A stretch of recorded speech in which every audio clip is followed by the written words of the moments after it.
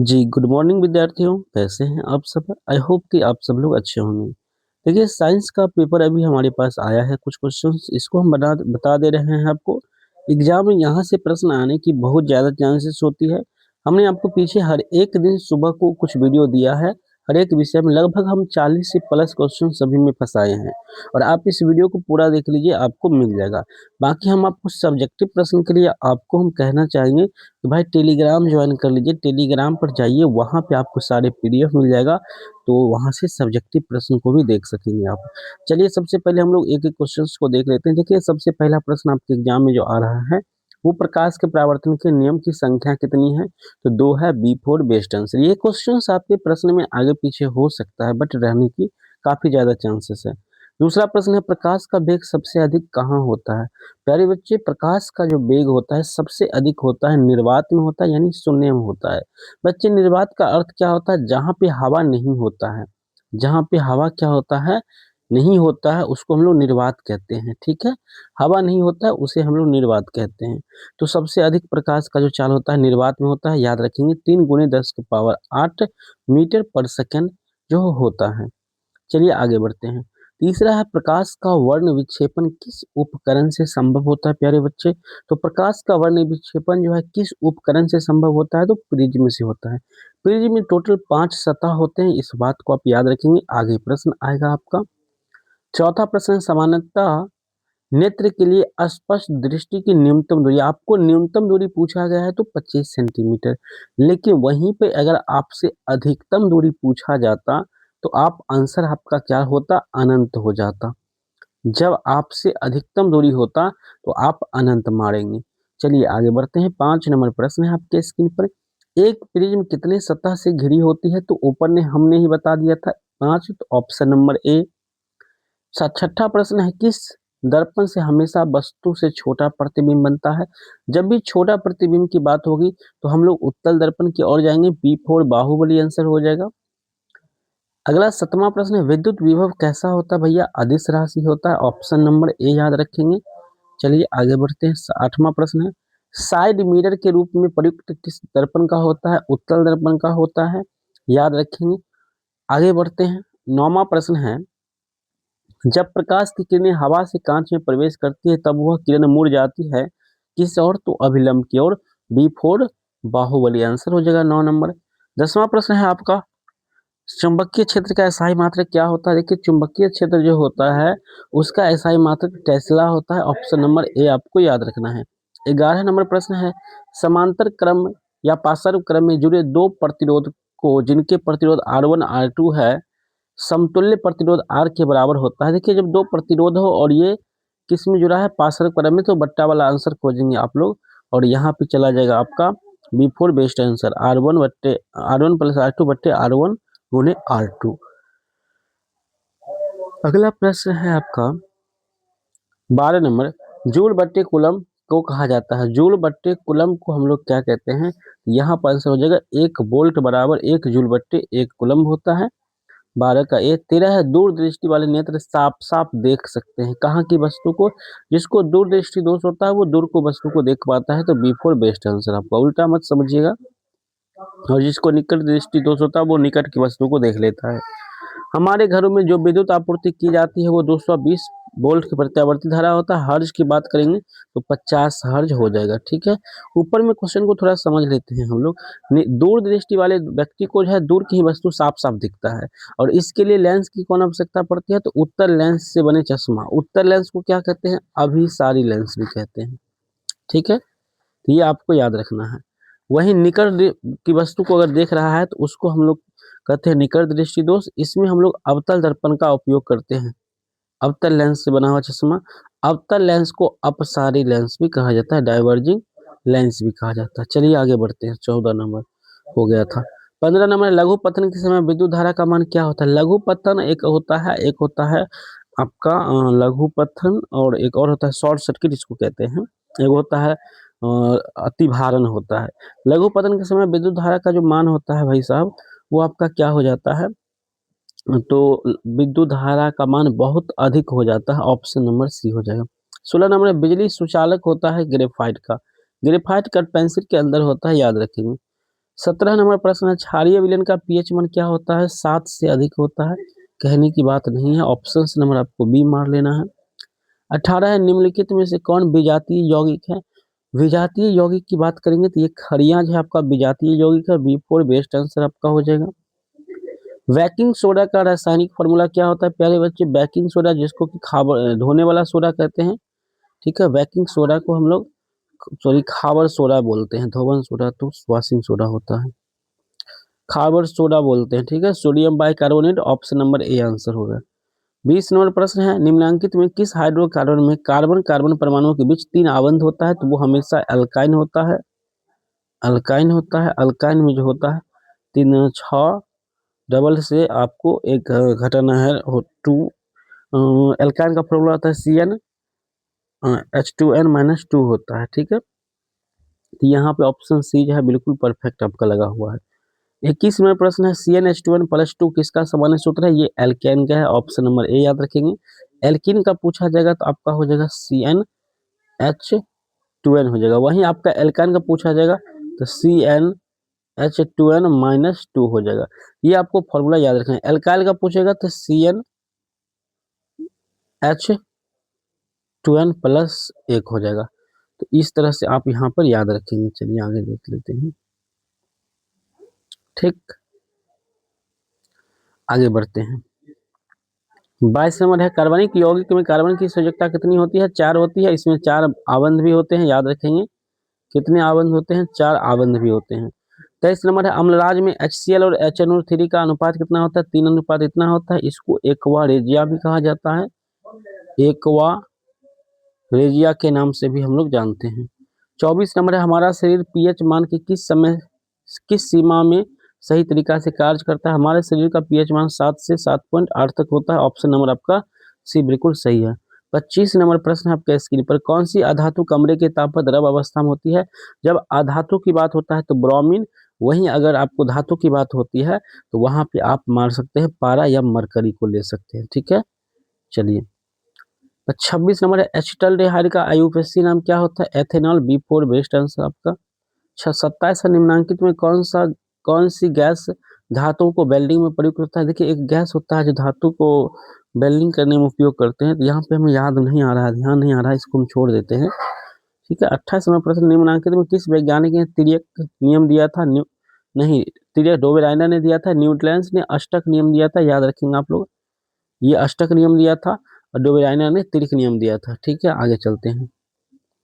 29 number, मैडलिब की आवर्त सारणी में आवर्त की संख्या कितनी है? 7 है। ऑप्शन नंबर ए आप याद रखेंगे। अगला प्रश्न है आपका 30 नंबर, कोयला तथा पेट्रोलियम क्या है भैया? एक जीवाश्म ईंधन है। इसको आप बढ़िया से याद रखेंगे। 31 नंबर प्रश्न है, निम्नांकित में कौन प्राकृतिक संसाधन है? निम्नांकित में कौन प्राकृतिक संसाधन है? तो इसमें से सभी जो ऑप्शन है ये सब प्राकृतिक संसाधन है। वायु, जल, मृदा, ये सब प्राकृतिक संसाधन है। आगे बढ़ेंगे। 32 है, कैल्शियम की परमाणु संख्या कितनी होती है? कैल्शियम का संकेत Ca होती है, परमाणु संख्या 20 होता है। 17 किसका होता है? क्लोरीन का होता है। 15 किसका होता है? फास्फोरस का। और 18 होता है आपका आर्गन का, याद रखेंगे।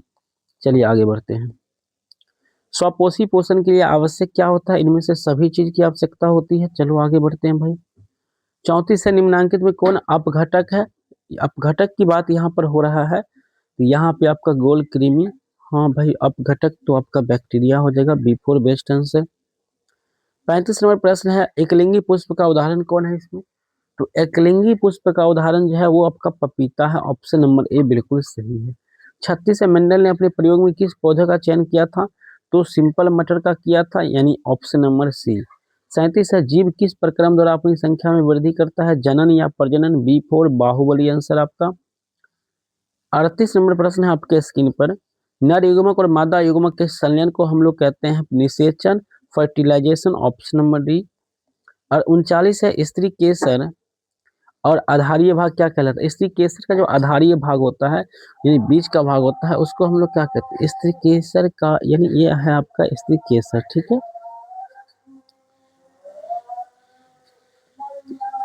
ये स्त्री केसर है आपका। तो इसका आधारीय भाग को हम लोग क्या कहते हैं? यहाँ तो अंडाशय होता है, यहाँ पे वर्तिका होता है, तो वर्तिका हो जाना चाहिए। 40 नंबर प्रश्न है आपका यहाँ पर, कौन सा रक्त समूह सभी रक्त समूह ले सकता है, तो ओ है भाई साहब ये, सॉरी ओ नहीं, ये सर्वग्राही है, सर्वग्राही यानी सभी का ले सकता है, ठीक है। लेकिन ओ को कहा जाता है सर्वदाता, यानी सभी को दे सकता है। यहाँ लेने की बात हुई है तो आपको ऑप्शन नंबर ए हो जाएगा, बिल्कुल सही हो जाएगा 40 का। 41 नंबर है, मेंडल के प्रथम नियम क्या है? पृथक्करण का नियम था, सॉरी यहाँ पे option number B for best answer हो जाएगा, पृथक्करण का नियम हो जाएगा। अगला है, निम्नांकित में कौन पुनरुद्भवन का उदाहरण है? तो पुनरुद्भवन का जो उदाहरण है वो आपका क्या है इसमें? तो एस्पायरोगेरा है, बी फॉर बेस्ट आंसर गलत मारी हुई है, ये मुकुलन होता है इसमें, ठीक है। हाइड्रा में मुकुलन और ईस्ट में भी मुकुलन होता है। 43 नंबर याद रखेंगे, गर्भपात की सुरक्षित अवधि कितनी होती है? 3 महीने के अंदर होती है, 3 महीना जहां भी होगा वहां मारिए, ऑप्शन नंबर सी। 44 से भागते या दौड़ते समय कौन सी हार्मोन सक्रिय हो जाता है? बहुत अच्छा क्वेश्चन, एड्रेनल हो जाता है, बी फोर बेस्ट आंसर आपका। 45 नंबर प्रश्न है आपके स्क्रीन पर, मास्टर ग्रंथि किसे कहते हैं हम लोग? पिट्यूटरी ग्रंथि को कहते हैं, बी फोर बेस्ट आंसर। इसको हम लोग पीयूष ग्रंथि के नाम से भी जानते हैं, तो घबराइएगा नहीं। 46 नंबर पादप हार्मोन का उदाहरण क्या होगा मेरे दोस्त? यहाँ पे ऑक्सीजन जो है पादप हार्मोन का ही उदाहरण है, ऑप्शन नंबर ए हो जाएगा। 47 नंबर, निम्न में से कौन सा एंजाइम लार में पाया जाता है? लार में 3 तरह के एंजाइम होता है, जिसमें टाइलिन भी आता है, बी फोर बेस्ट आंसर आपका। 47 नंबर प्रश्न, 48 है, निम्न में से कौन प्रभावी गुण है? तो गुण जो प्रभावी होता है वो लंबा जो है प्रभावी गुण होता है, ऑप्शन नंबर ए बिल्कुल रूप से परफेक्ट आपका सही है। 49 है, लेंस सूत्र क्या होता है? सिंपल माइनस वाला आपको खोज लेना है, यहाँ पे हो जाएगा आपका 1/b-1/u=1/f, और यहाँ पर ये दिया हुआ है ना, तो आंसर आपका सी हो जाएगा। अगला प्रश्न है, द्विअवतल लेंस को क्या कहा जाए? देखिए द्विअवतल लेंस को हम लोग कहते हैं भैया द्विअवतल लेंस, अपसारी लेंस कहते हैं इसको, ठीक है। दोनों प्रकार के लेंस इसको हम कह नहीं सकते, द्विअवतल मतलब दुगो अवतल लेंस मिल करके बनाता है, तो द्विअवतला लेंस बनता है, ऑप्शन नंबर ए होगा, डी नहीं होगा। 51 है, उत्तल लेंस की क्षमता क्या होती है? उत्तल लेंस की जो क्षमता होती है मेरे दोस्त वो धनात्मक होती है, ऋणात्मक होती है अवतल लेंस की, याद रखेंगे। 52 नंबर, प्रकाश के अपवर्तन के कितने नियम है? परावर्तन के 2 तो अपवर्तन के भी 2, ऑप्शन नंबर सी। 53 नंबर प्रश्न है, कौन सा रंग खतरे के सिग्नल में प्रयोग होता है? लाल का, इसका तरंग दैर्ध्य सबसे अधिक होता है, याद रखेंगे, इसलिए इसका प्रयोग होता है। इसका तरंग दैर्ध्य क्या होता है? सबसे अधिक होता है, इसलिए इसका प्रयोग किया जाता है, सबसे अधिक होता है। 54 नंबर है, विद्युत में तार का रंग कैसा होता है? हरा, बच्चा ने मारा है, चलो। 55 नंबर है, यहाँ पे विद्युत मोटर परिवर्तित करता है विद्युत ऊर्जा को यांत्रिक ऊर्जा में, बी फोर बेस्ट आंसर आपका, विद्युत मोटर। अगला क्वेश्चन है, किसी चालक का प्रतिरोध निर्भर करता है? चालक की लंबाई, चालक की प्रकृति, अरे भैया सब पर करता है, सभी है क्या? हाँ, चलो सभी ऑप्शंस हो जाएगा यहाँ पे। अगला है आपका क्वेश्चन यहाँ पे 57 नंबर, 1 कूलम आवेश में कितने इलेक्ट्रॉन होते हैं? बिल्कुल perfect question, option number A 100% याद रखिएगा, सही है। 58 कौन नाभिकीय विखंडन को नियंत्रित करने में प्रयुक्त होता है? स्टील की छड़, बी फोर बाहुबली आंसर। अगला प्रश्न है आपके स्क्रीन पर 59 नंबर, किस देश को पवनों का देश कहा जाता है? डेनमार्क को, बिल्कुल perfect answer, B for best, याद रखेंगे। 60 है, अपघटन अवक्रिया का उदाहरण कौन सा है? भैया अपघटन अवक्रिया का उदाहरण हम लोग देख लेते हैं, KCl, इतना इनिशियल, यहाँ पर जो आंसर चला जाएगा वो सी के पास चला जाएगा, ठीक है। 61 नंबर है, क्लोरोफॉर्म का अनुसूत्र क्या होता है? तो CHCl3 है, कहीं तो मारो, नहीं तो हाँ ऑप्शन नंबर सी मार देंगे हम लोग। 62 नंबर प्रश्न है, निम्नलिखित में कौन लवण है? लवण तो NaCl है, इसमें कहने की बात नहीं है, बाकी ये अम्ल है, ये भस्म है, ये भस्म है, सी और डी भस्म है और बी अम्ल है और ए आपका लवण है। लोहे की परमाणु संख्या 26 होता है, इसमें कोई गुंजाइश नहीं है, हम लोग Fe होता है संकेत। 23 किसका होता है? तो 20 होता है कैल्शियम, स्केडियम, टाइटेनियम, वेनेडियम को होता है। 25 किसका होता है? मैग्नीज का होता है हेमन। 24 किसका होता है? क्रोमियम का होता है, Cr, याद रखेंगे। आगे बढ़ते हैं, किस धातु को चाकू से सरलता से काटा जा सकता है? तो सोडियम, लिथियम और पोटेशियम को काट सकते हैं, ठीक है। 65 नंबर है, हेमेटाइट निम्नलिखित में से किस धातु का अयस्क है? Perfect, B for best answer, लोहा का। धातु का ऑक्साइड कैसा होता है? हमेशा धातु के ऑक्साइड क्षारीय होते हैं, और अम्लीय कौन होता है? तो अधातु के ऑक्साइड, अधातु के ऑक्साइड हमेशा अम्लीय होता है, जैसे कि CO2 अम्लीय है। प्रश्न आएगा। सरलतम हाइड्रोकार्बन मीथेन होता है जिसका फॉर्मूला CH4 आपका होता है, बिल्कुल याद रखेंगे सभी बच्चे। 68 नंबर है, दही का में कौन सा अम्ल होता है, तो लैक्टिक अम्ल होता है, B4 बेस्ट आंसर आप याद रखेंगे। लैक्टोबैसिलस जीवाणु के कारण दही जमता है। 69 है, रबर एक बहुलक है किसका, आइसोप्रोपिन का, ठीक है, ऑप्शन नंबर आपका डी बिल्कुल परफेक्ट सही है। 70 नंबर प्रश्न है, कार्बन के अपरूप क्या होता है, हीरा और ग्रेफाइट है और फ्लोरीन भी है, तो ऑप्शन नंबर डी आपका बिल्कुल सही हो जाएगा। 71 नंबर प्रश्न है, मनुष्य में गुणसूत्रों की संख्या कितनी होती है, देखिए गुणसूत्रों की संख्या पूछा है 46 होता है, जोड़े की बात करता तो आपको 23 होता, तो सी वाला आंसर बिल्कुल सही हो जाएगा आपका। 72 निम्नलिखित में से कौन उत्सर्जी अंग है मेरे दोस्त, उत्सर्जी अंग की बात करेंगे तो यहाँ पे आप जहाँ भी वृक्क होगा वृक्क तो मान लो, B4 बेस्ट आंसर है ही यहाँ पे, आगे नहीं जाना है। 73 नंबर है, वृक्क की संरचनात्मक और क्रियात्मक इकाई को हम लोग नेफ्रॉन कहते हैं, B4 बेस्ट आंसर आपका। 74 नंबर प्रश्न है आपके स्क्रीन पर, पाचन क्रिया पूर्ण कहाँ पे होती है, तो छोटी आंत में होती है और मुख से शुरू होता है, मुख से शुरू होता है, खत्म होती है छोटी आंत में, याद रखेंगे। 75 है, उच्च रक्तचाप क्या कहलाता है, हाइपर टेंशन कहलाता है, यानी BP बढ़ा हुआ कहलाता है। एंड्रोजन क्या है, एक हार्मोन है, एंड्रोजन एक हार्मोन है, मादा हार्मोन है, B4 बेस्ट आंसर आपका। 77 नंबर क्वेश्चन है, सबसे छोटी अंतःस्रावी ग्रंथि क्या है, तो पिट्यूटरी हो जाएगा। और सबसे बड़ी अगर पूछ देगा, सबसे छोटी पूछ दिया है, अगर बड़ी पूछ देता है तब आपका यकृत ग्रंथि हो जाता है, ठीक है, और सबसे छोटी पीयूष ग्रंथि यानी B4 बाहुबली आंसर। 78 नंबर है, अंतिम का 2 प्रश्न देखेंगे, पुरुष का मैथुन अंग कौन सा होता है भैया, तो विरसन सीसन होता है, सीसन जो होता है उसका मैथुन अंग होता है। 79 नंबर प्रश्न है, मनुष्य का वैज्ञानिक नाम होमो सेपियंस है, भैया ये तो गलत मार दिया है, तो मनुष्य का वैज्ञानिक नाम होमो सेपियंस है, बड़ा ही खतरनाक लिखा गया है यहाँ पे, तो यहाँ पर याद रखेंगे जो कैपिटल लेटर पहला लिखा हुआ यही हो जाएगा आंसर, B4 बेस्ट आंसर आपका। 80 नंबर है, बीज पत्र का कार्य क्या होता है, बीज पत्र का काम क्या होता है भैया, तो जो बीज पत्र होता है उसका काम होता है सिंपल सी बात, सुरक्षा प्रदान करना, पत्र है यानी किसी को ऊपर से पत्र ढका हुआ है तो वो सुरक्षा देता है, ऑप्शन ए। इस तरह से मित्रों हमने आपको 80 का 80 प्रश्न बता दिया है। अगर वीडियो पसंद आई है तो वीडियो को लाइक और चैनल को सब्सक्राइब कर लेंगे। सब्जेक्टिव प्रश्न हम आपको वहीं पर देंगे, यहाँ पे हम आपको नहीं दे पाएंगे। धन्यवाद।